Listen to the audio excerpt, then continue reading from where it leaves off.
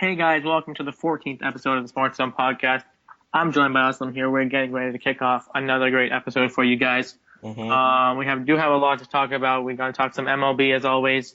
Definitely have a lot to talk about with the Blue Jays. And I am definitely pumped about their progress.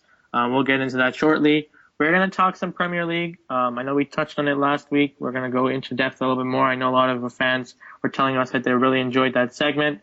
And then we're going to conclude with the NBA. We have a special guest joining us, so you do not want to miss that. And I can promise you that it was a very, very good segment. And then we're going to conclude with our most overrated and underrated players as per our question of the week. But yep, do you have anything else to say, Austin? No, let's move on right into the MLB. So, speaking of the Blue Jays, since the last time we recorded this podcast, there's been a lot of Blue Jays hype. I mean, it was out of control at one point. It seemed as though at one point, the whole country really was rallying around the Blue Jays as, Canada's team. Um, and you know what? It was really nice to see.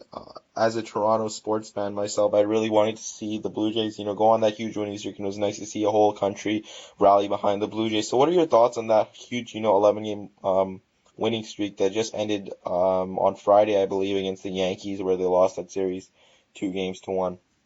For sure, man. I know, obviously last time we talked, we were in the midst of that streak.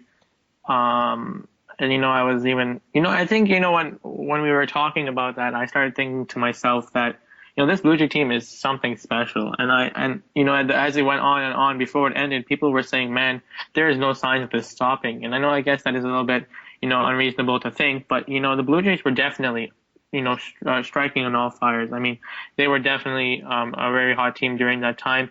And I think they're still, still definitely a great team. I Mm-hmm. know I went to the game last Wednesday. Shout out to Noah. I think that was a great game that we went to.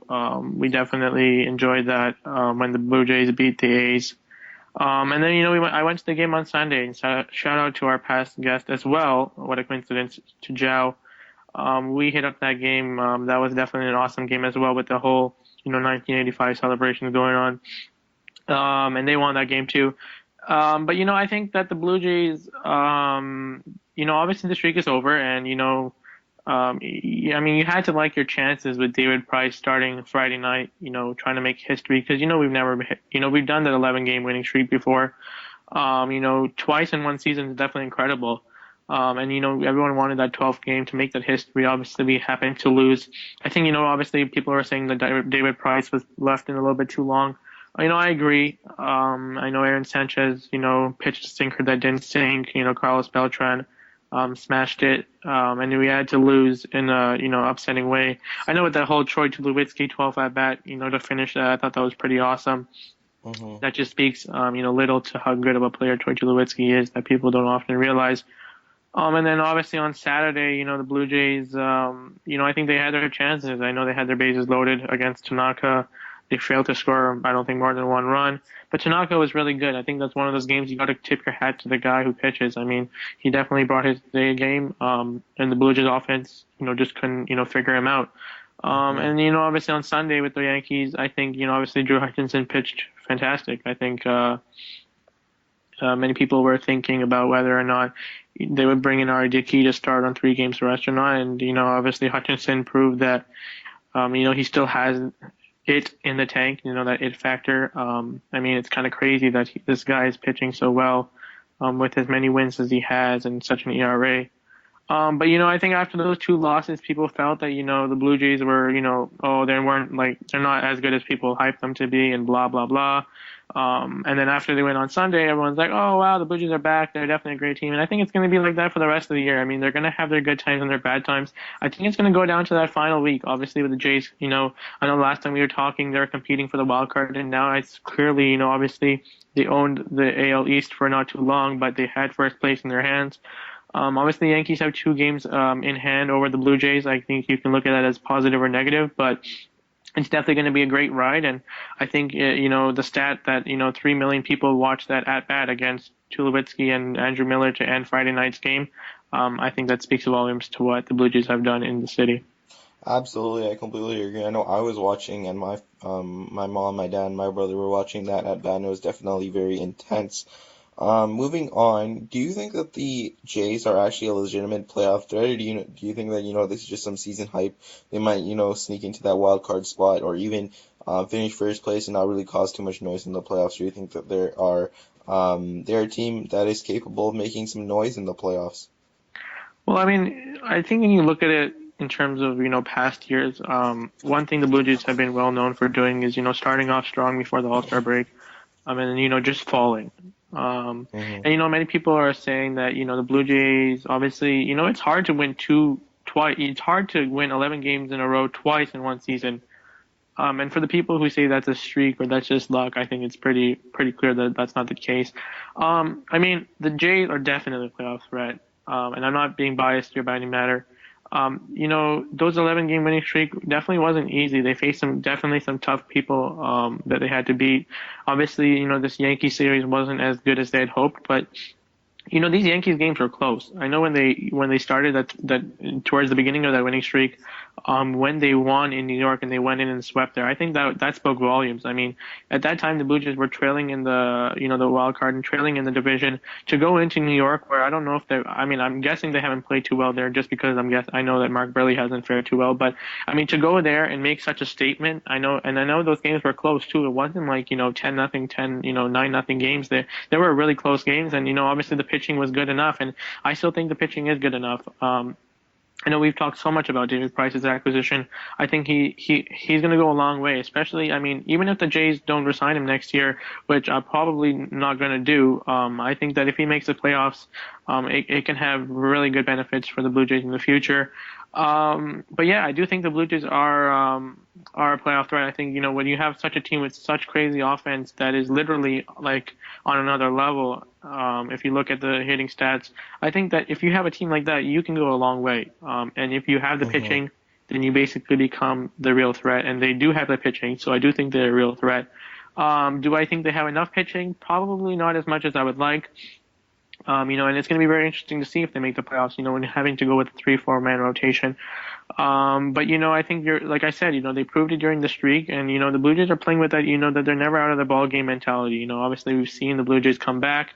The Blue Jays are a Hmm. very fierce team, and I have to say, when you have a crowd of 50,000 or so supporting you on a weekday, I mean, you have to be considered a legitimate playoff threat. Hmm. So, what are your thoughts on the Jays' closest competitors? Obviously, with the Yankees, the Angels, the Astros, the Royals, and the Orioles. It's obviously a very tight-knit division and a tight American League in general. What are your thoughts on the closest competitors and how do you see them faring? Yeah, man. I think that the Yankees are obviously the ones that a lot of people like to talk about, and the Royals too, which I'll touch on in a second. But I think the Yankees are, I've said it before, and I'll keep saying it. The Yankees always find ways to win. I know Joe Girardi does a very good job of that.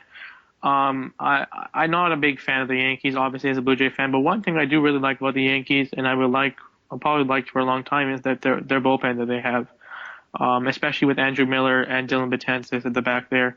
I know we have our whole, Sanchez and Osuna, but I gotta admit that those two guys are very strong there as well. Hmm. They have some very strong veteran presence. That being said, I think they're very similar in the Blue Jays, such that one big injury could really take them downhill. I think the Blue Jays, in terms of, if you look at their rotation, obviously not much depth there. But if you look at the Yankees lineup, they have some really old guys there, obviously with Teixeira, A-Rod, and McCann's obviously getting up there too.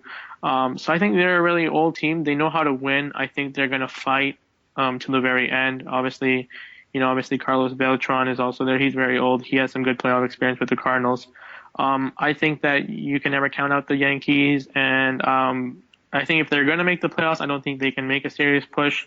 Hmm. But I do think that they're definitely a legitimate team. I think moving on to the Angels, I mean, you have Mike Trout. Mike Trout is definitely the greatest player on the planet right now. Which I might, if you don't mind me saying quickly, that I do think that Donaldson has some serious chance of winning MVP if the Angels don't make the playoffs. But I do think the Angels are a very strong team. Obviously, Albert Pujols, he's kind of revamped his career there. Their rotation's a little bit shaky. Obviously, Garrett Richards, Jared Weaver is obviously getting up there in age. Their bullpen's pretty good. Houston Street, he's a decent closer in my opinion. I don't know. Like, it's gonna be hard to expect from them. I know they're gonna probably be going for the wild card. And they're definitely an exciting team to watch when you have Mike Trout. Like the Yankees, I don't see them going too far if they do make the playoffs. Moving on to the Astros, I think the Astros are a very, very exciting team to watch. It's one of those teams, like the Cubs, when you've suffered for so long and you finally, your young talents that you draft early finally turn to pan out. I think it's definitely exciting to watch. I'm very happy for the Houston fans. I definitely like the move in the offseason of getting Pat Neshek and Luke Gregerson. And then obviously at the deadline acquiring, Scott Kazmir and Carlos Gomez. To add on to a very young team with Jose Altuve, obviously, who's been leading the way the last couple of years. Obviously, they have, Carlos Correa and Jason Castro, they're young guys there too. I think they're going to be very exciting. Obviously, they don't have that veteran presence really as much as the Hmm. Yankees in terms of being in the playoffs, but I can see them making a lot of noise in the playoffs. To be honest, I think they're going to be very exciting. They have a lot of energy, and a lot of teams that are older like the Yankees, I don't know if they'll be able to keep up with them. In terms of the Royals, I think everyone knows who the Royals are. There's no surprises here. The Royals are definitely a strong contender. There's no doubt about that. I know that it would be my hope that the Blue Jays could face them in the ALCS. Obviously with the whole feud that happened a couple of weeks ago. The Royals, offensively speaking, they don't scare me too much. They have a decent lineup, nothing too exciting. I do really like Lorenzo Cain there, and I know Mike Moustakas is having a very good year. But I think it all comes down to their defense and their bullpen. Their bullpen is absolutely fantastic, and their defense is absolutely fantastic. And the rotation's pretty good too. I know it was obviously Johnny Cueto, but I think the one thing about the Royals is they haven't showed that there are any signs of slowing down. The Royals always continue to compete. They have one of the best records in baseball. They've proven that they can compete in the playoffs, obviously, which they now have an experience. And I'd be scared to face them, to be honest, in the finals. And then moving on here, the Orioles, I think a lot of people probably forget about them, but I think they're a serious contender. Obviously in the East it's far fetched, but maybe in the AL wildcard, I think they can make a serious run.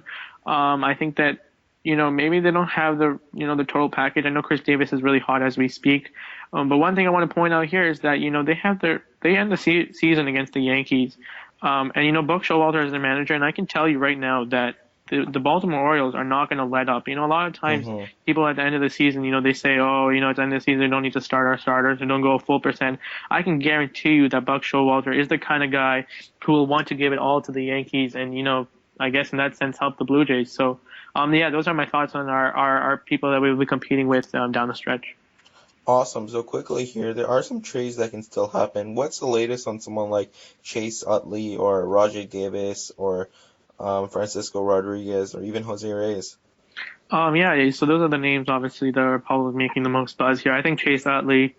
Obviously, he's come back from injury, but he's hitting really well right now. I know the Blue Jays are facing the Phillies as we speak. I know Josh Donaldson hit a three-run home run not too long ago. So if you're hearing this podcast, yes, Josh Donaldson is still a legitimate MVP. Hmm. I think Chase Utley is definitely, obviously he's old, but I still think he's a valuable piece. He's proven that he can help a ball club. He's bringing that veteran experience. He definitely is still a good defender, still a good bat. I think teams like the Yankees maybe would be interested in him. Someone like the LA Angels, they don't have really good depth at second base.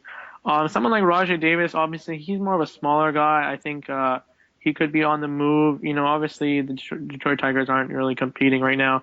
Rajay Davis is a speed threat. They're always in demand. I think he'll be definitely great off a bench. For Hmm. any team that's contending, maybe someone like the Texas Rangers, for example. Carlos Gonzalez, he, in my opinion, is the hottest hitter right now in baseball if I'm not mistaken. I mean, obviously, I think a lot of people thought he would be traded at the deadline. Obviously, Tulowitzki was the one to be traded, obviously, to our beloved Blue Jays. He's very hot right now. I know he's probably not going to stay this hot, but I still think he's a very valuable piece. He's had some really good years under his belt, and I think that a lot, like I said, someone like Rajay Davis, I know he's not, Rajay Davis isn't the starter, but this is another outfielder that teams probably want to get their hands on if they can, and the Rockies are going to be willing to move him with this situation that they have there. And obviously his teammate Jose Reyes, he's been a lot of people are talking about him. He obviously cleared waivers. People were thinking maybe he'd go back to the Mets. I still think I rule that out because the Mets are such a good team. But I think that, someone like the Yankees, I know they've obviously shown interest in him. I've said the Pirates before. I'm going to stick with that. I know that, their international Jungho Kang is playing really well, whatever his name is. Hmm. And then, obviously you have some other names like K-Rod. Obviously, K-Rod is still a good closer. Obviously, the Brewers are not competing. I know I've said a couple of times that I would like to see him on the Blue Jays. He's probably not coming here now. But that being said, I think a lot of teams, I mean, there's no harm in adding to your bullpen for sure. It'd be hard to say at the top of my head who would be interested in him. Maybe the Texas Rangers. I'm not too sure. And one more name I could probably throw out there is probably Marlon Byrd. I know he's been tossed around quite a bit these last couple of years. Obviously, the Phillies and now the Reds, both of those teams who are not competing. And I think that someone could definitely use him. Definitely has that raw power. I know he strikes out a lot, kind of reminds me of Kobe Rasmus, but I think a team will definitely make use of him. And before I finish here, I just wanted to mention to you that I've been very impressed with the Chicago Cubs. I think they're going to be someone to watch Hmm. down the stretch. I know I had talked about them and the whole can they compete in the wild card and having to face the San Francisco Giants down the stretch. I am very impressed with them. I'm really happy to see them very their whole rookies panning out. Chris Bryant and Schwarber, whatever his name is. And one more thing is the Mets rotation continued to scare me. I mean, I think they're going to be talked about a lot now, especially now that they're in control of their division. I think that I would not want to face them in the playoff series when you have a rotation of Syndergaard, Harvey, and DeGrom. I know their hitting is not the best, but that threesome of that pitching right there, I think it's going to be scary. But all this being said, it's going to make for some exciting baseball. Hmm. Awesome. So that was a terrific MLB segment, man. Good job. You want to move on to the Premier League? For sure, man. So last week, obviously, you started, giving us a quick, inside look into what the season, what it can look like, some of the top seeds, who are people to watch out for. Hmm. Maybe even Chelsea would repeat, whatnot. So obviously, it's obviously ongoing now and it's underway. So obviously Manchester City and Chelsea, faced off not too long ago. Can you give us your thoughts on that? Maybe let us know who won, what the final score was, who stood out, who didn't stand out, and if maybe this score has anything to do with what might happen in the future. So obviously, I predicted actually last week on the first episode where we talked about the English Premier League. I think I said that Manchester City was going to win the league, and I Yep. said that was not going to, make a run at repeating as champions because they didn't really improve their squad as much as Manchester City did. And you know Hmm. what? That showed on the weekend when Man City did play Chelsea at home where they won 3-0. And watching this game, firstly, it's just a delight to watch two powerhouses, go head to head. Haven't seen that in a couple months since the Champions League final where Barcelona faced Juventus. And it was just a terrific game to watch. Obviously, the Etihad Stadium was packed in Manchester, and Man City really came to play against Chelsea.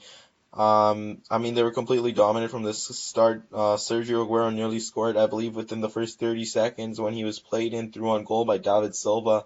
And if it wasn't for Begovic, who was filling in for Courtois since he's suspended for Chelsea, I think that it would have been 1-0 within the first minute, and that really would have changed the game.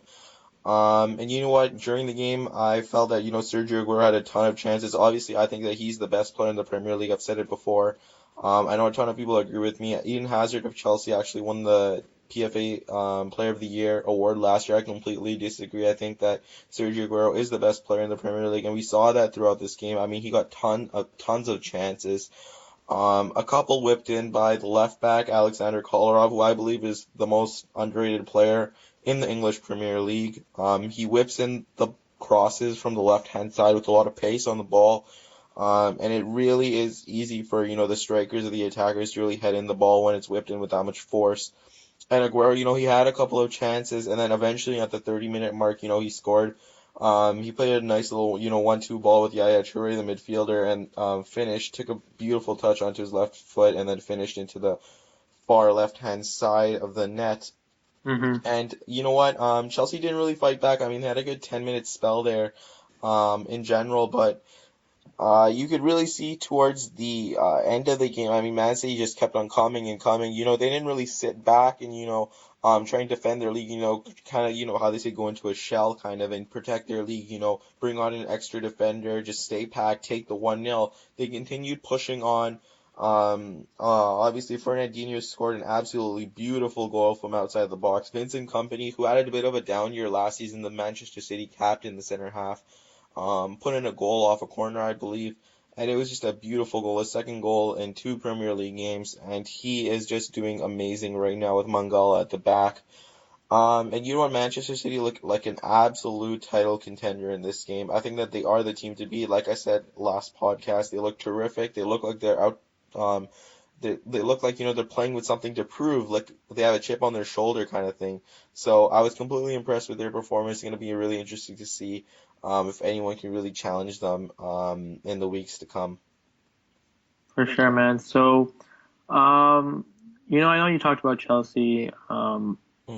and what their results were there. I mean, you talked about obviously, obviously people probably expected more than a 3-0 game there. Is this something that we should maybe be concerned about? Um, Obviously you have another chance to retain the title again on the line here. Or do you think it's something maybe too early that we shouldn't really get into too much? Well, firstly, I'd like to say that this answer is kind of be foreshadowing to the next question, where Manchester City did actually improve their squad a lot, and that's something that Chelsea didn't really do over the summer.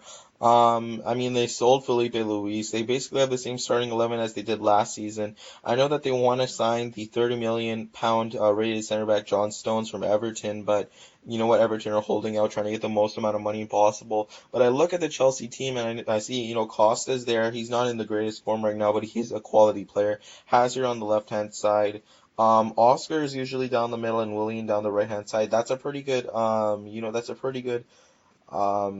pair of center and right midfielders to run. But I really think that Matic is a terrific midfielder. Obviously, he's extremely underrated, and he has gotten the praise that he deserves. He isn't really noticeable in the match per se offensively, but he does the dirty work where wins back the ball in the midfield, supports the center backs.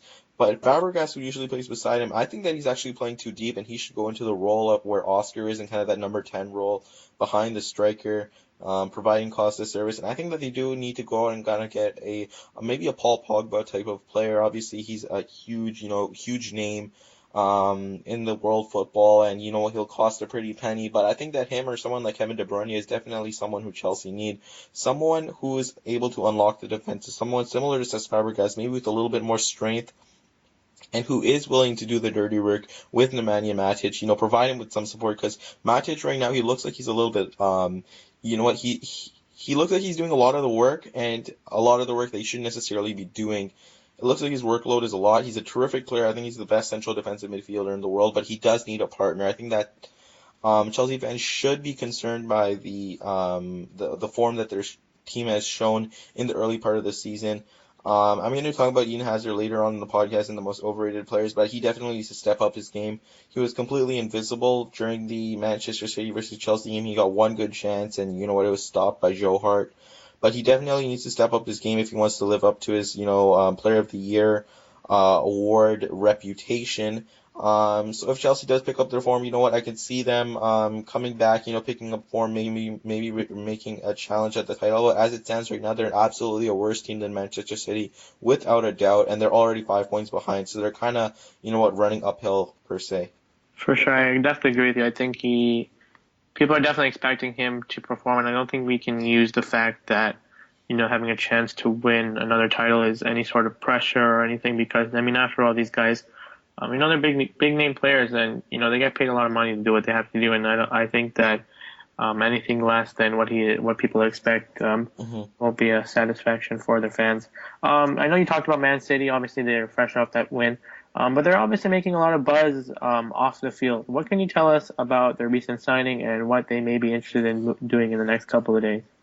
Well, that's actually a good question, Adam. As of recording this podcast, Manchester City have just signed Nicolas Otamendi from Valencia, the center back, for $50 million US, I believe. It's something like 30 million pounds, I believe. So he's a huge addition to the Manchester City team. Obviously, I pegged them as champions last podcast, and I said that, the defense is not really a problem. I mean, Mangala and company have done a fine job. And then you add in a guy like Otamendi, who's probably a top 10, if not top 5 center back, along with Vincent Company to that team. I just, I, I mean, I said it last podcast, but I just don't see them losing the title as of now. I mean, they have so much confidence. They're bringing in another world-class defender. They're splashing the cash to win the title. And it doesn't even end there. I mean, it looks like Manchester City are going to sign another superstar who I mentioned that Chelsea should sign in Kevin De Bruyne for another 50 million pound. And he's obviously a world-class talent. Chelsea did actually own Kevin De Bruyne. I wonder if they would bring him back, or I wonder if he would come back after he was kind of, kicked out of the club a little bit. He played with a chip on his shoulder, went to Wolfsburg, and absolutely proved he's one of the best players in Europe. Chelsea were absolutely wrong to get rid of him. I wonder if they can bring him back or if the player would want to come back. I don't think that it's likely. But a player like him is definitely someone that Chelsea needs. But for Hmm. Manchester City, they need an upgrade on the right-hand side where Jesus Navas has been playing in the last game. Obviously, he's a quicker type of player, but Kevin De Bruyne is one of the top assisters in Europe. He's going to absolutely help out Manchester City in their quest for not only the Premier League title, but I think that they can compete now for the Champions League. So it's going to be really interesting to see how dominant they are this season. For sure, man. So we talked about Man City, but now we're going to move on to another team that has obviously been getting a lot of attention not too long. Everton, obviously, they definitely have a big guy in Lukaku, if I'm pronouncing that right. Yeah, you are. Yeah, he obviously made some noise against Southampton. What can you tell us about that? And do you think that he's going to have a big part in their potential success this season? Absolutely, Adam. So Romelu Lukaku, obviously, as you said, he's a big guy. I didn't know how to pronounce his name. Yeah, Sorry. no worries. He's a big guy, and for his size, I believe he's 6'2" or 6'3". He's extremely, extremely fast.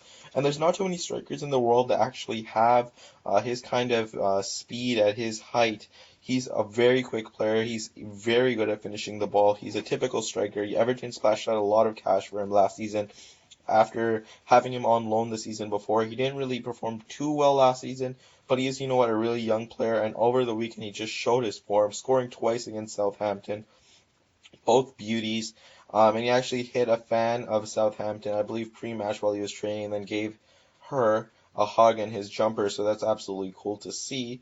He dominated the match. It's going to be really interesting to see how he fits into Everton long term. I don't see him staying there long term just because he is a terrific player. I think the big name teams, like maybe a Real Madrid, if they sell Benzema, are going to come after someone like Lukaku just because his skill set, along with his size, as I said before, is extremely rare. So Everton did really well in that game against Southampton. Ross Barkley, the Everton international, actually scored a really nice goal as well. So a terrific display by Everton, and they need a huge season this season, or else, there could be some changes behind the bench, I guess you could say, with the manager. And you know what, they need Romelu Lukaku to fire on all cylinders if they want to contend, or if they want to contend for, a Champions League or a Europa League spot. And you know what, he's doing it so far. For sure, man.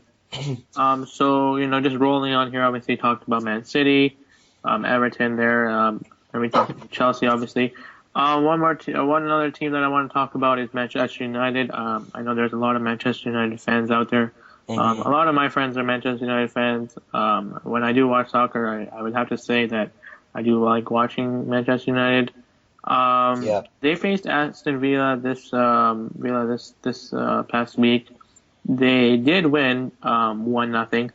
hmm Maybe I think people might have expected a bigger win than 1-0, but what are your thoughts on Manchester United so far? I mean, obviously that one game. Do you think that are they? I mean, like I'm saying, 1-0 is not good enough, or maybe Yeah. I'm just overblowing this a little bit too much. Or well, I mean, what do you think about Manchester United so Well, far? actually, I completely agree with you. I think that is a definite cause for concern in Manchester United's first game against Tottenham Hotspur. The only reason they won is because Kyle Walker put it into his own net. They don't look creative offensively. Wayne Rooney is not showing that he's worth 300,000 pounds a week. Hmm. They don't have enough offensive firepower going forward. Their defense is still a little bit shaky, so I think that once they come up against the stronger teams, they are definitely going to struggle. I mean, you can't squeak by 1-0 against Austin Villa and expect to contend for the title. Louis Yeah. Van Gaal is, he came in last season with a ton of expectations on himself. and the Manchester United board, Manchester United fans are expecting top quality from their club. And I think that another finish in like the fourth or fifth place is not going to do it anymore, or the Yeah. third place even. I think that they need to challenge for the title after spending more than 200 million pounds in the transfer window. Hmm. And showing this poor performances. I mean, they are winning. I agree with you. They are winning. But I mean, to win 1-0 against such poor teams, I think that it's definitely a cause for concern for when they come up against the guys like Manchester City, Arsenal, Liverpool, Man City. So, I mean, that's what I have to say. I think they definitely need to pick up their form. Wayne Rooney definitely needs to start scoring some goals, and it's going to be interesting to see how Schweinsteiger, who is their new signing from Bayern Munich, actually fits into their team. For sure, man. And like I said, I don't watch too much soccer. Hmm. But from what I know, obviously Manchester United has definitely proven to be a dominant team in the years past, and I think that I'm expecting someone like Aston Villa to not, I mean, to lose 1-0. I think is a little bit crazy. Yeah, Um, absolutely. so moving on here to conclude here, obviously we talked about. I think literally rolling on with the teams now. Moving on from Manchester United, we're going to move on to Arsenal to end it here. Obviously, they lost last week against West Ham. Hmm. I'm not too sure if many people saw that coming, but obviously they just won this past week. What can you tell us about their match against Crystal Palace? Well, you're absolutely right. Not too many people saw it coming. In fact, it was absolutely shocking Hmm. to see them lose week one versus West Ham. 2-0 to a team like West Ham. I mean, West Ham are a good team. Sorry, they are not really, a championship type team at all by any means, but they are a respectable side. Hmm. But losing 2-0 to that kind of team, that's absolutely shocking. So to come back and bounce back with a 2-1 win versus Crystal Palace with Sanchez scoring, I saw him score that header where the defender for Crystal Palace put it into their own net off the header. And then Olivier Giroud, actually the striker for Arsenal, scored an absolute peach of a goal on the volley. So that was a terrific goal right there. But I believe that Arsene Wenger, who is the manager for Arsenal, still needs to improve their side. I mean, Arsenal fans have been crying it out for a long time. They need a striker. Olivier Giroud, as good as he is, he's not going to win you the league. He's kind of a mid-tier type player. If I were to compare him to anyone, it would be, that kind of guy that can bag 15 to 20 goals. He's not a type of guy, who's gonna lead you to a title by any means, but he's a serviceable player for a side, I guess, if you want to just, stay in fourth place. I mean, but he's not a player that's gonna be in a championship winning team by any means. And I think they also need another center half. Per Mertesacker is very slow. Obviously, everyone knows that. Um, he's a really slow kind of guy. He's getting older. I think they definitely need someone quicker in that position. Someone a bit younger. So I definitely think that those are the two positions they need to strengthen. And now it's just up to Arsene Wenger to, splash the cash and spend the money if they want to compete. They've been linked to Kareem Benzema. Let's see if that goes through. He's a world-class striker, but he's going to need the service. So it's going to be up to guys like Sanchez and Ozil to provide him with the service. But Arsenal are in a decent position. I think that they did go into the season with expectations to win the title after signing Petr Cech from Arsenal, the goalkeeper, but they haven't really shown it so far, and I think that they're going to need a striker if they really want to contend for winning the title. For sure, man. So before we quickly wrap up here, I think by the time we record our next podcast, if we do talk some Premier League, we're going to be recapping next week, this weekend's games. Really quickly for everyone listening here, if you had to pinpoint one game that people should definitely have their eye on for this weekend, what game would that be? Well, obviously the Premier League provides a ton of high quality soccer content. And you know what? A lot of the games are really exciting to go to. But if I were to pinpoint one game from week three, looking at the schedule here, it would definitely have to be Manchester United versus Newcastle or Everton versus Manchester City. I think Everton versus Manchester City, or even I think the biggest game on August the 24th is actually Arsenal versus Liverpool, two heavyweights going at it. Those are two big teams. It's gonna be really interesting to see how that game goes. I expect Arsenal to win that game, quite closely, I believe, but it could go either way. So I think that that's definitely a game you should watch. It's on at 3 p.m. Eastern Standard Time on Monday, August 24th. So that'll be a really interesting game to see how it plays out. For sure, awesome, and definitely a great Premier League segment here. And obviously, there isn't too much to talk about in NHL.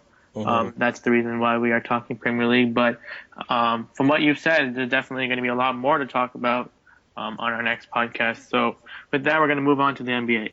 So we are now joined with our guest Abid Alibai. He joins us now. Hi Abid, how's it going, man? I'm good. How are you? We are good, thank you. We're gonna talk some NBA here. I know the NBA season is not too far away, so definitely have a lot to talk about.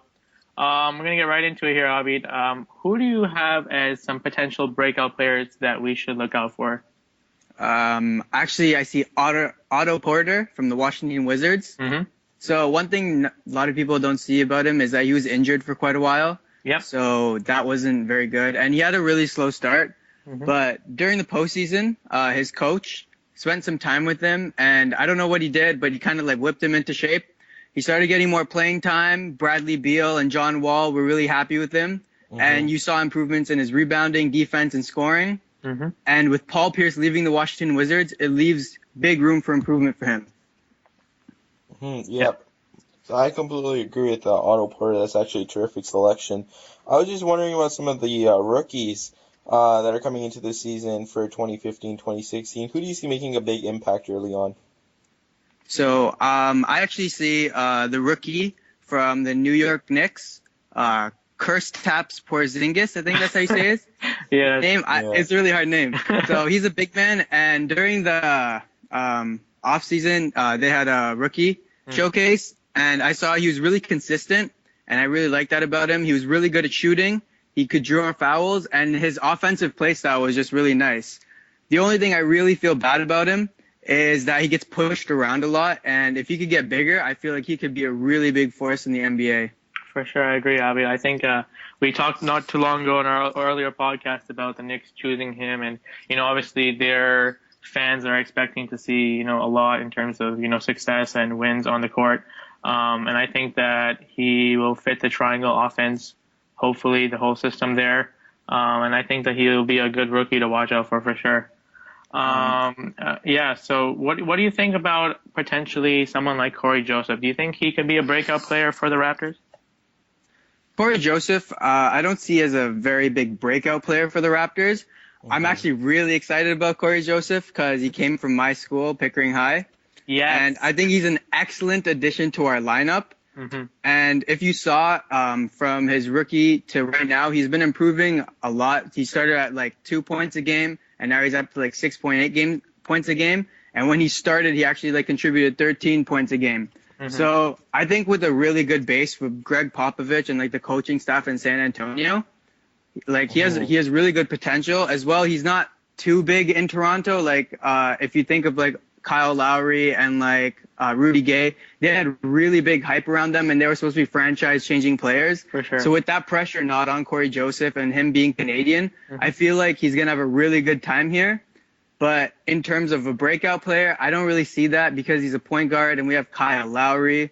But he will do pretty good. For sure, man. Awesome. So I was just gonna ask you about Jabari Parker. I know he was injured for part of last season. And he was also a very high pick along with Andrew Wiggins. In last year's draft, he went second overall to the Bucks. And with the Bucks, with being an extremely improved team, obviously with Greg Monroe and their younger core getting a year older, do you see him being a breakout candidate?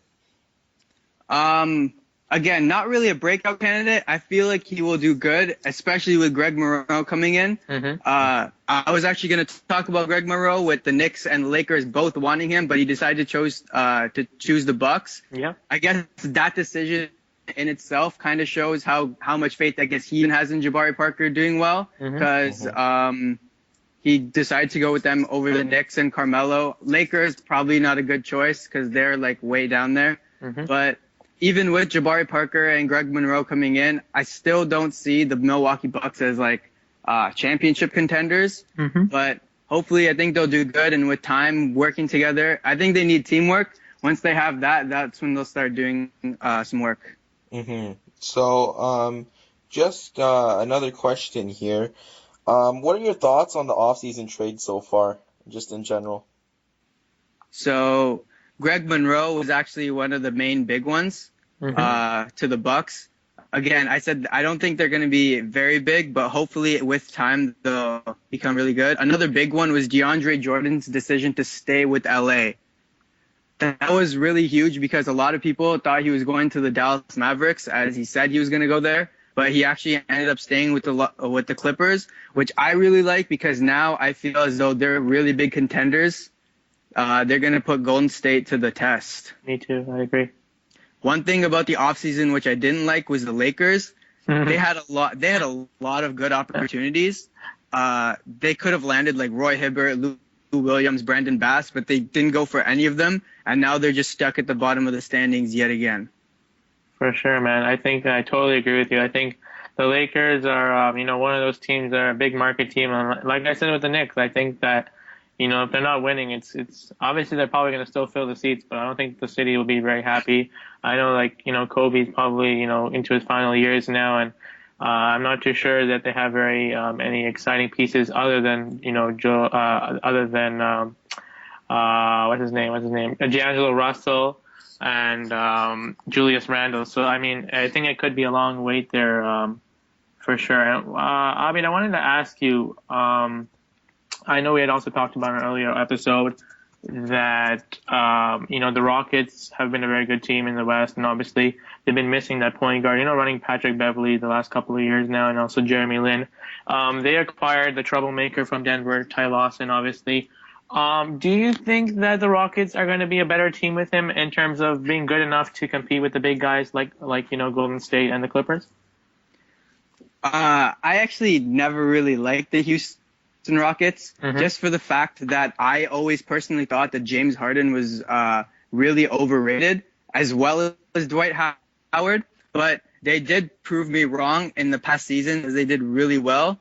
And I feel like what they did lack was bench players. And I think if Ty Lawson can be a really good sixth man and match with Trevor Ariza and Jason Terry, I feel like those three guys together can really get the spark that the Houston Rockets needed. And yeah, I do think they're going to be huge contenders in this year. And one more thing here.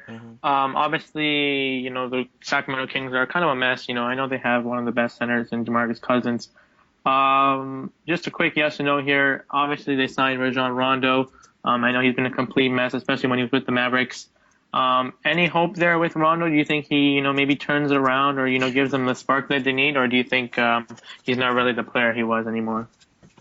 I personally love Rajon Rondo, and what I think he does to a team is gives them structure, and I think that's exactly what Sacramento Kings needed, is structure. And DeMarcus Cousins being the beast that he is, I feel like Rajon Rondo and him will work perfectly together. Okay. So I do think that he will make a huge impact on them. I do think they still need a couple more players to put them in that championship contender, but towards building, they're definitely heading in the right direction. For sure, man. I totally agree. So moving on here with the Raptors, I know some pretty fresh news here that, Jonas Valanciunas obviously signing a 4-year, $60 million deal with the Raptors. I know a lot of I know a lot of people have their opinions on this. I wanted to hear your first initial thoughts on this deal. I want to know what you think about the long-term impact of this. And do you think that, I know maybe, when I look at it, I know that JV obviously hasn't performed to what I've expected him to be.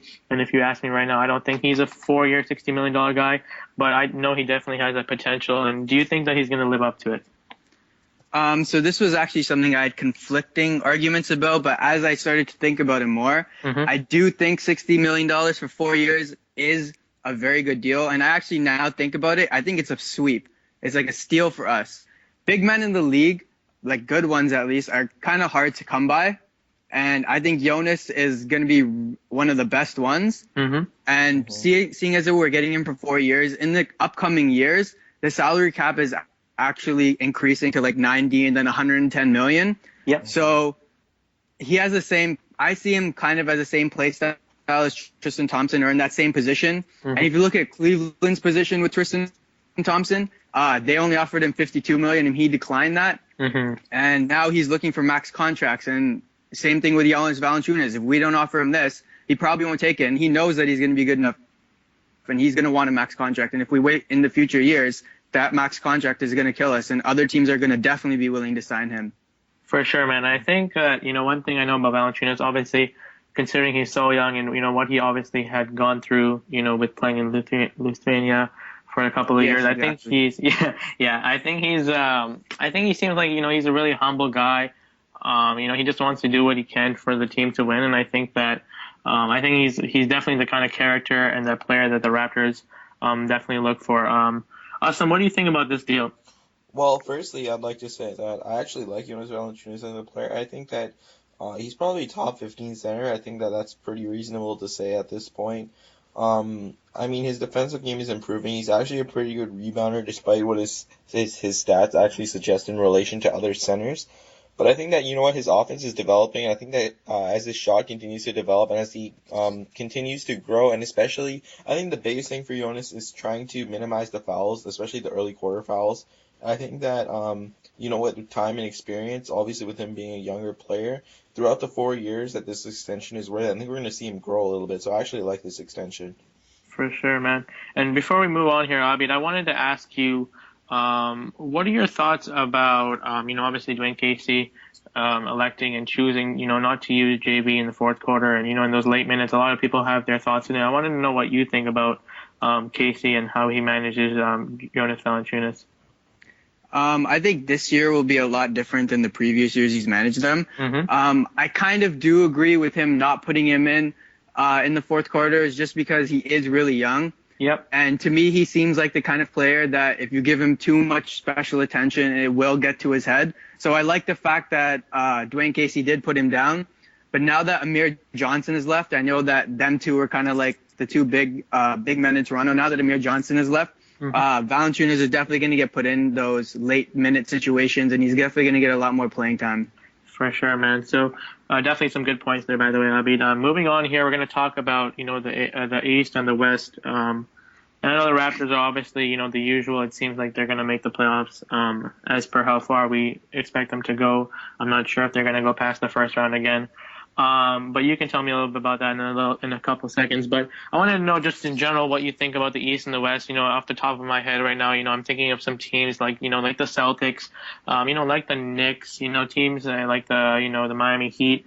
Where do you see some of these teams placing? Also in the West, where do you think teams will place? And do you think we might have ourselves another Golden State Warriors and Cleveland Cavaliers final? Actually, I think that could actually be a really big possibility because I was putting the Cavs as the number one in the East and the Clippers and the Golden State as number one in the West. Yep, but I agree. As for the East, I think that's a little bit of a bigger gap. Cleveland's just going to sweep the East. Atlanta Hawks and Miami Heat might have something to say about it, as well as the Toronto Raptors. I'm hoping we're going to get over 50 wins this season, which is praying, but we'll see. Boston Celtics, as for them, I really don't see them doing well this season, as well as the New York Knicks. They're both trying to rebuild their teams, and whether even they're going to make the playoffs is a big question. For the Western Conference, though, Golden State Warriors, still see them number one, but I think it'll still be a close race with the Clippers and the Rockets. I really fear them. They're going to be huge. I completely agree with what you said, but one thing I like to add is that I think that the Spurs are going to be a huge threat, especially to the Golden State Warriors, and I can see actually the Spurs making the finals in the West.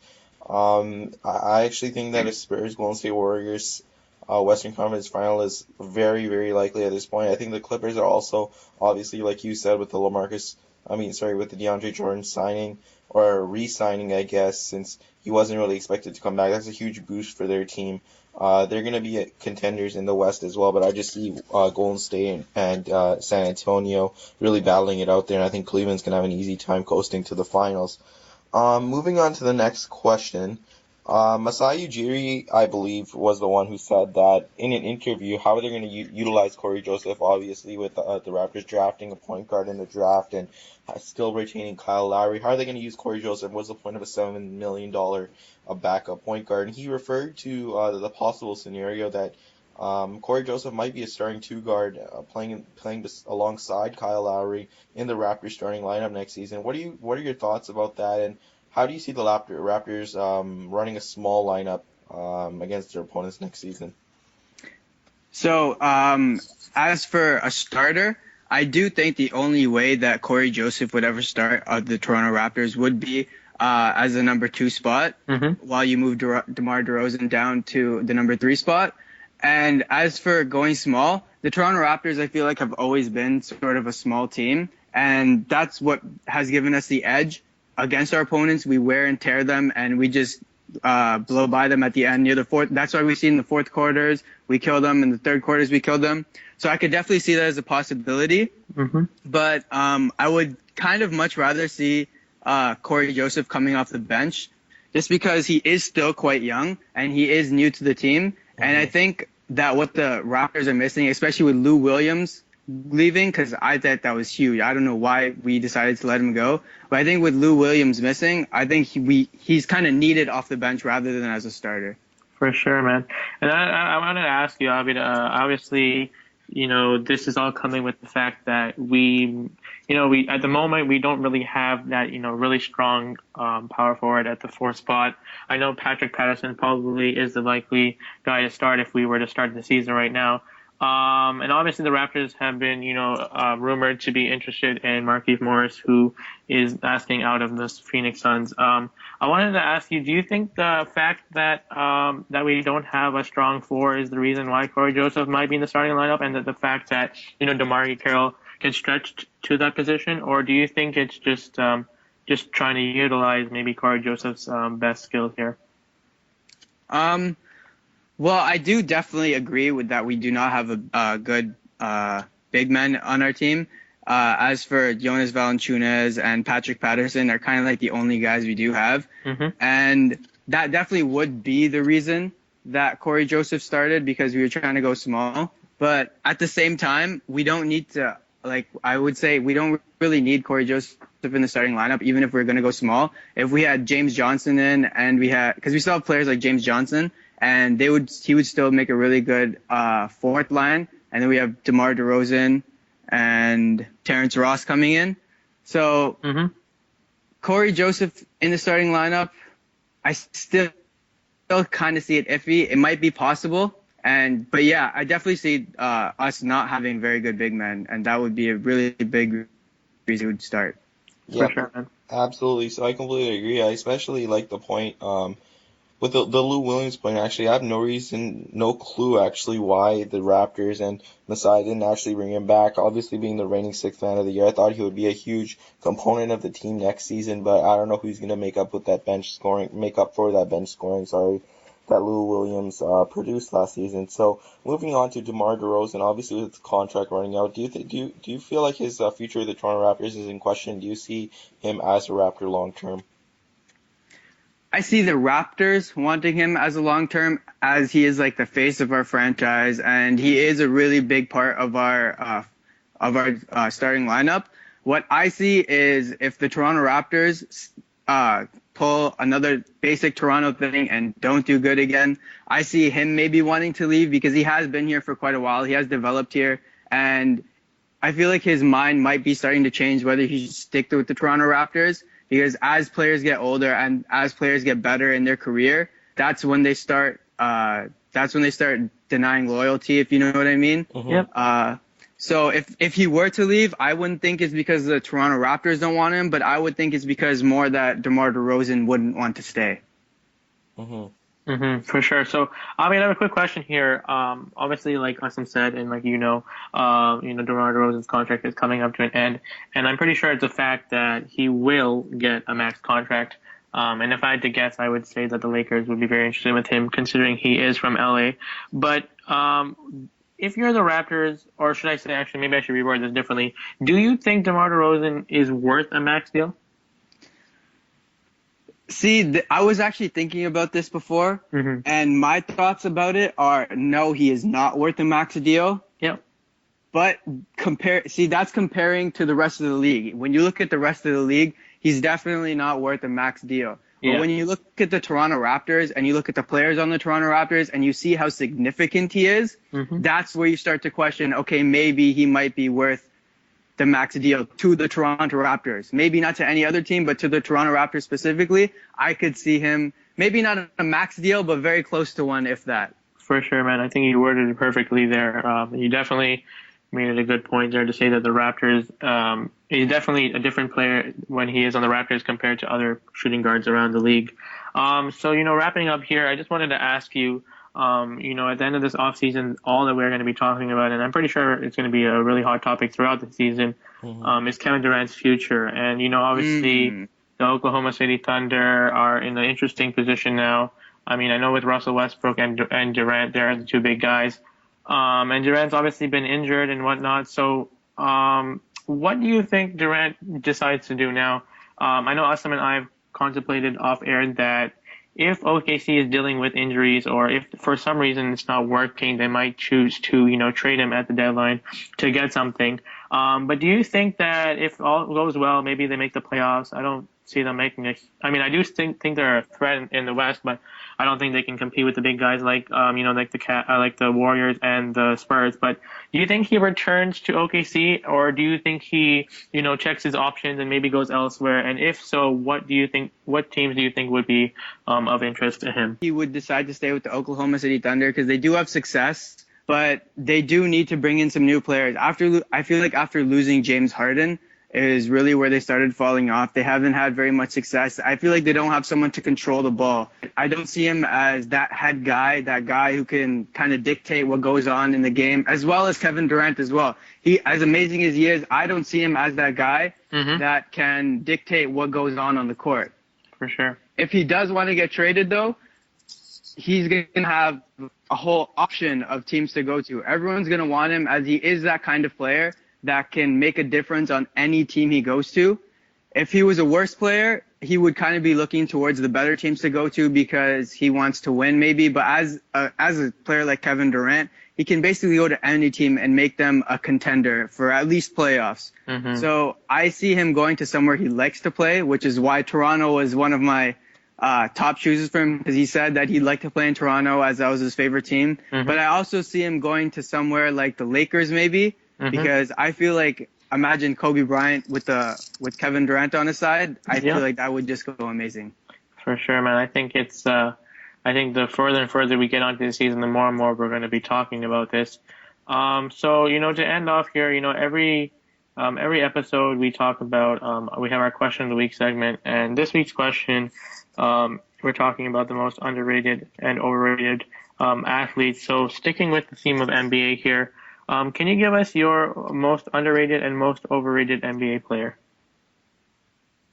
I would say one of the most underrated NBA players is Festus Ezeli, especially coming up now. I feel like he's going to have an amazing season. For sure. He does have low stats, but that's also because he has low minutes. If you projected his 36 minutes, he's actually very effective, especially defensively and rebounding. And the reason I feel like he is really underrated and undervalued is because the Warriors are a very small lineup and they're very young. So you never really look at the big men and what they have to contribute, especially when you have Andrew Bogut, but he's not very reliable. So I think especially this year, we're going to see him go huge. And he actually only started playing organized basketball in 2007. So if you see how quickly he's improved, I feel like he's going to do really big this year. And he's a really big underrated player. Yeah, I completely agree with that choice, actually. He was one that I was thinking of, and I think that he's going to have a bigger role with Golden State, as you just said. How do you think about, or who do you think is actually an overrated player in the NBA in terms of his reputation, or maybe who you think his reputation supersedes his play? Overrated players. There are a couple overrated players which I do think don't deserve the fame that they have. One being, what's his name? Yeah, it's on the tip of my tongue. Kevin Love. Kevin Love, I feel like, although fantasy points, yeah, he'll get you a whole bunch of fantasy points. Rebounds, he'll get you a whole bunch of rebounds. But he's a huge name in basketball. He's expected to be a franchise-changing player. But at the same time, if you put him on, like, the Denver Nuggets, he will do good. Like, he won't have a presence. Everyone will literally forget about him. He doesn't demand the ball as much as he should. And I feel like that's why he's just overrated.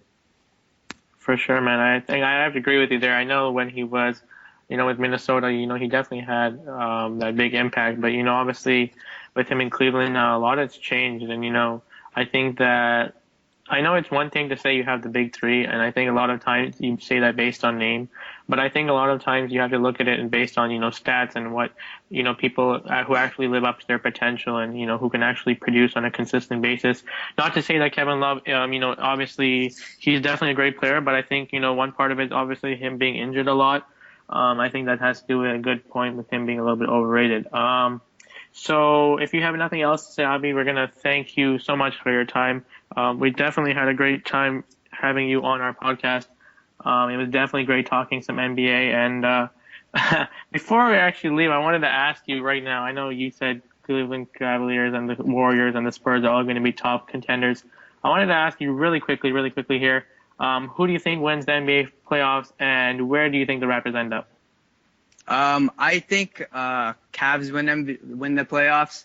They got their players back, which was great for them. They have a season to recover. Mm-hmm. I think their contenders, which would have been Golden State and San Antonio Spurs, don't have enough juice this year to push by them. Mm-hmm. So I see them winning, which I really don't like, but you know what? That's how it is. I agree. As for the Raptors, I definitely do see them doing really good this season. I hopefully, if it weren't for the Toronto curse, I would see them going to the second round of the playoffs, maybe winning 50 games this season, which is unheard of for the Toronto Raptors. But I see them doing really well this year. For sure, man. I know you are definitely a huge Raptors fan, especially when it comes to the playoffs. I know you attend the Jurassic Square outside the ACC, and it's definitely gonna be a fun season. And I look forward to talking to you more about the Raptors and the NBA, and obviously playing in our fantasy league that we have. So for us, I want to thank you very much, and we hope to have you on again, man. Thank you, Adam and Aslam, as well. It's great being here. For sure, man. So moving on to our question of the week here, really quickly, I know it's been a long episode. We're going to talk about some of our opinions on the most overrated and underrated players in respective sports. I know we can probably list up a lot. Aslam, why don't you start us off? Give us a overrated player here.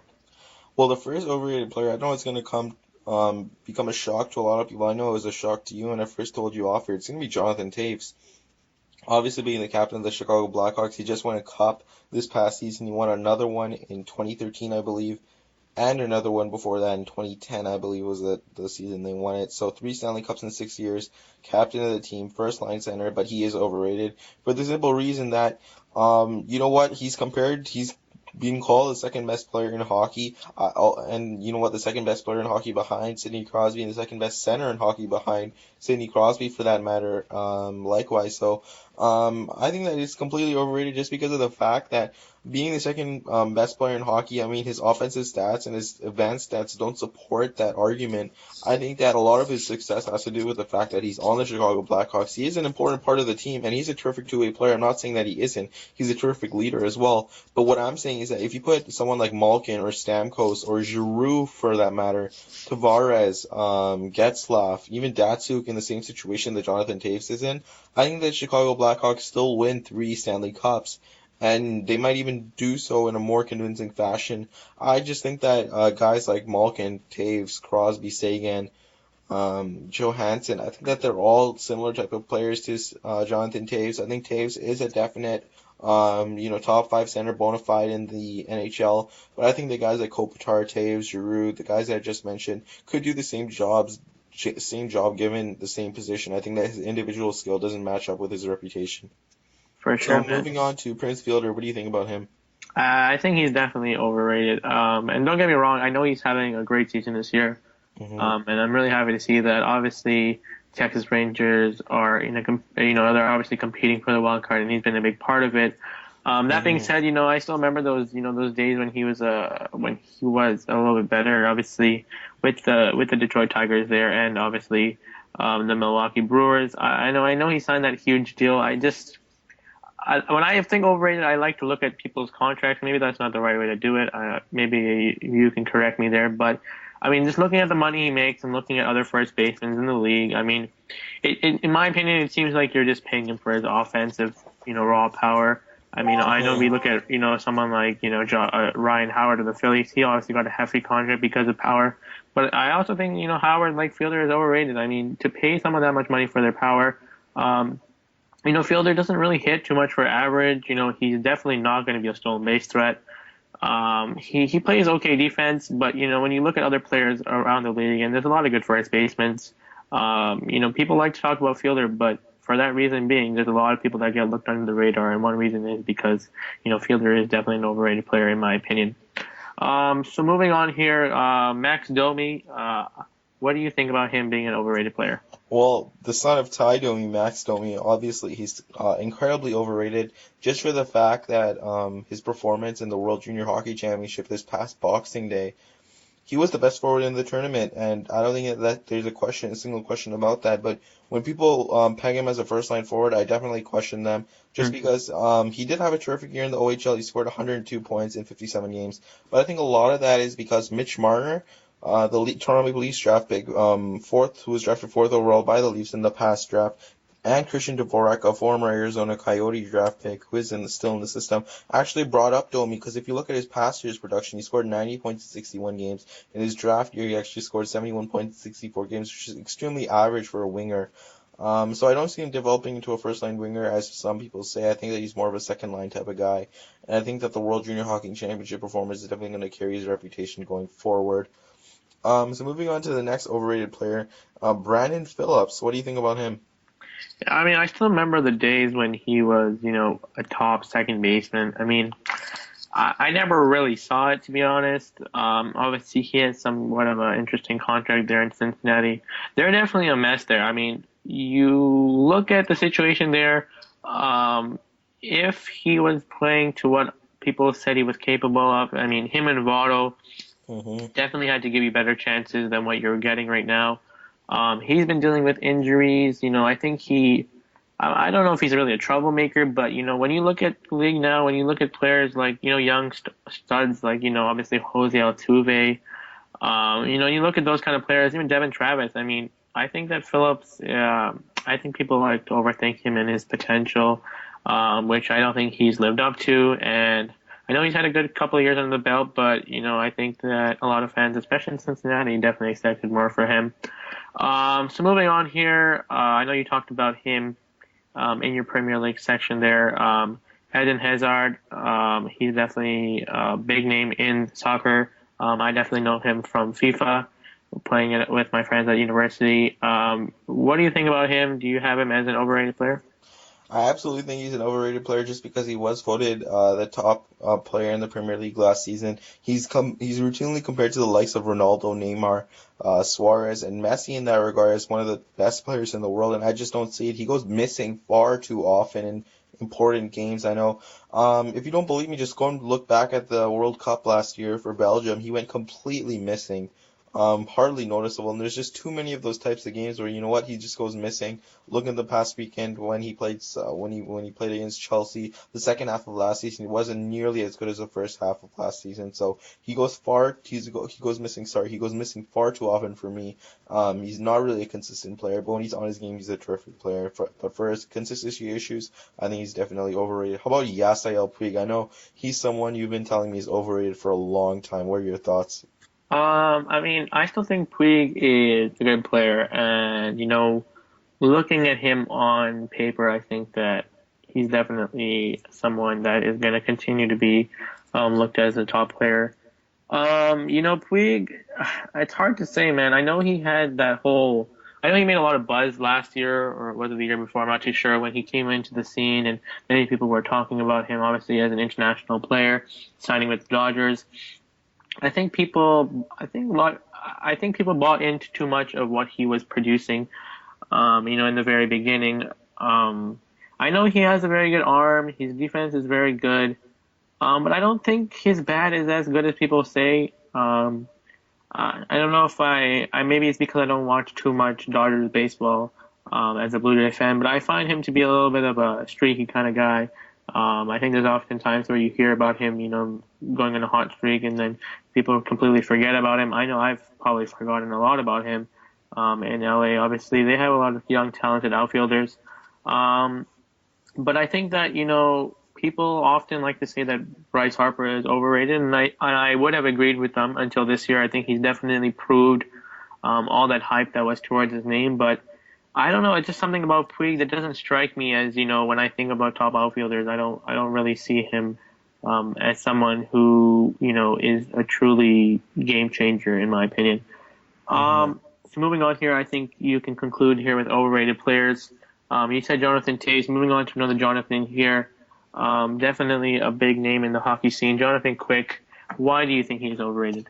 Well, firstly, what I'd like to say is listening to your last point on Yasna Puig, I think that the commonality between all these players is that they're extremely inconsistent, and that's what makes them overrated. I believe all of these players had consistency issues from what I've heard, and I know that adding on to Jonathan Toews, he does go, this actually, I was reminded by this when you talked about Puig, he does go on those huge kind of hot and cold streaks, especially last season if you look in the playoffs, although the Chicago Blackhawks did win the Stanley Cup. Toews did go, I believe, 3 weeks without a goal. Then all of a sudden, he is proclaimed, the second best player in hockey for some reason. So moving on to Jonathan Quick, I mean, he was once known as one of the best goalies. I mean, the best goalie in the NHL. He's still known as one of the best goalies in the NHL. But I believe that for that reason, he's completely overrated. I mean, if you look at his save percentage, his goals against average, they're completely average. He plays behind a stacked defense in Los Angeles behind the likes of Drew Doughty, Jake Muzzin, Slava Voinov for a long period of time.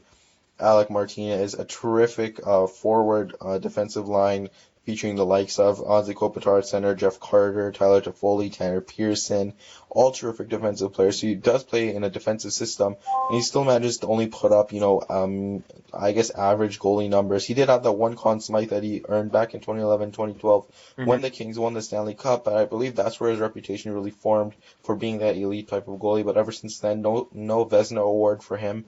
Nothing that really stands out or numbers that are really eye-popping. So I believe he's just kind of a above average goalie, but not an elite one. Want to move on to underrated players?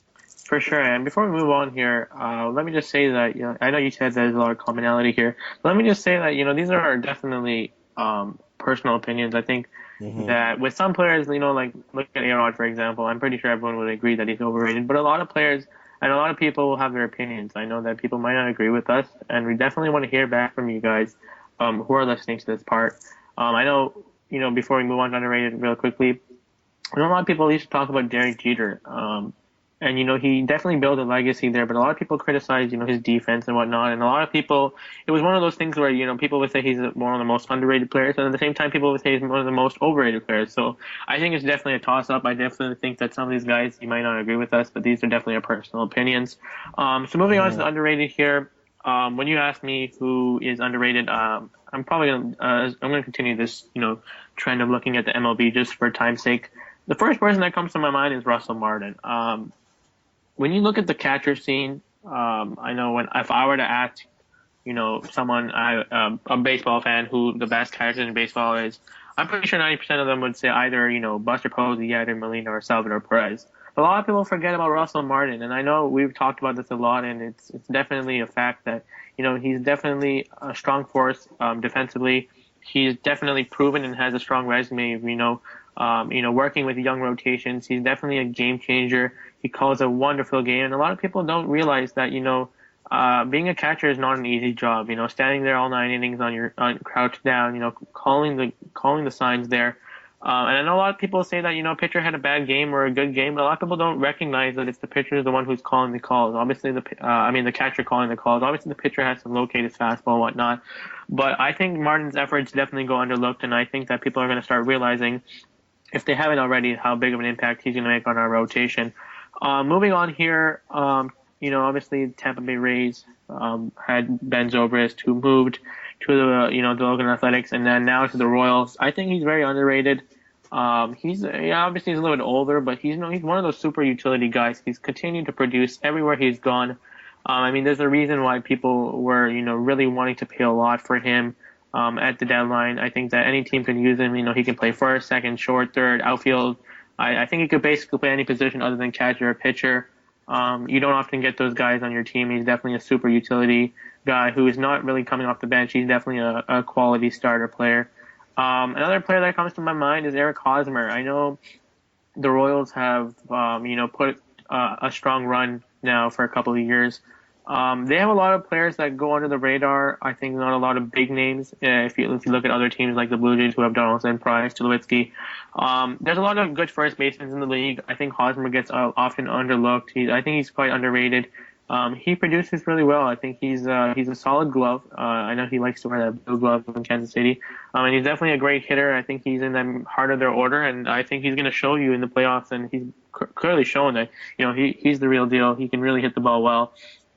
Moving on here really quickly, this one has to be a no doubt. Nolan Arenado, in my opinion, is the best defensive third baseman in the league. And he's definitely proven that he's actually a really good hitter this year, which we've clearly seen with that, that stretch of, 7 home runs in a week. I know Manny Machado is definitely at the top of that list with top third basemen defensively, but Arenado, I know he's still so young, and if you don't know his name already, that's because people don't often think about him. He's definitely playing on a struggling team in Colorado, but I think he is definitely the best glove in baseball. And then my last pick, because I haven't talked about any pitchers yet, in the overrated or underrated section, I'm going to go with Dallas Keuchel. He is putting in a really strong effort this season. He's been a big part of the Houston Astros' success. In my opinion, he could even end up being a dark horse, maybe for a Cy Young. Probably not going to get it because he is not a big name, which just proves my point. He's a solid, definitely. He's a good he's a good lefty in their starting rotation. Like I said, he's produced really well, and if they're going to make a serious run in the playoffs, he's going to be the reason why. So awesome. Who do you have for underrated players, and does it happen to be a Maple Leaf? It absolutely does, and it's not just because he's a Maple Leaf that I choose him. It's because that he puts up similar numbers in terms of points per 60 compared to guys like Matt Duchene, John Tavares, Tyler Seguin, and Mm-hmm. those likes. And if you didn't know who I was talking about already, it's Nazem Kadri. And I know it's shocking to hear that he's compared to the likes of those guys, but he actually does produce in a similar point per game pace as compared to those guys, and while be giving second line minutes. And you know what, he's had to deal with or play with guys like Daniel Winnick and Mike Santorelli, who aren't by definition second line wingers or second line players by any means, but he definitely, I mean, you could see it last season, he definitely lifted those guys up and made them play better than they actually are, and that's exactly what you expect from an elite type player. Now, Nazem Kadri isn't an elite type player yet. Well, he definitely has shown flashes of being that type of player. He is one of the most consistent, if not I think I would say he is the most consistent player on the Toronto Maple Leafs. He was the best player for the Toronto Maple Leafs last season for anyone who watched, but his point totals don't suggest that. I mean, he scored 39 points in 73 games. He was Mm-hmm. only a -7 on a team that was one of the worst plus-minus teams in the entire NHL. It's just amazing to watch him play. He plays with the type of edge that not a lot of people know him for. And I think that the most underrated stat about him is that he's actually the first player, or the player ranked #1 in penalties drawn over the last 3 seasons. And that's something that you should definitely keep your eye on when looking at Nazem Kadri, is that he draws the most amount of penalties in the NHL, produces points at an elite pace, produces offense at an elite pace, and is turning into a very good defensive player as well. For sure, man. So, without further ado, I think that's going to conclude our episode. Definitely a fun, question of the week segment to end it here. I really enjoyed that, Awesome. Next week we're gonna, I know we talked about best and worst stadiums not too many weeks ago. We're gonna continue with the best and worst trend. We're gonna talk about some of the best and worst mascots. I know that's a really fun topic. I think we can have a lot of fun with that. So we will do that for next week. But do you have anything to say, Awesome? No, I'm good, man. Thanks. No worries, man. So another great episode, Awesome. We definitely had fun recording this one. We hope you guys enjoyed it as much as we enjoyed recording it. Big thanks to Abid again for joining us. He did a terrific job talking some NBA. We really enjoyed it for sure. And to everyone, listening, we want to thank you again for all your support. It's definitely been a fun ride. I can't believe it's been 14 episodes. We definitely have a lot more in store for you guys. Some exciting news actually to come out soon, so make sure you stay tuned for that. Make sure you hit that subscribe button if you want to hear more from us. I know a lot of people have been checking us out lately, especially with the Blue Jays being hot, and especially with the busy NBA off season. And I hope that you guys continue to support us. But for Awesome and I, we thank you again. We hope you have a great week, and we'll be back at it soon. Take care, guys. Peace. Peace.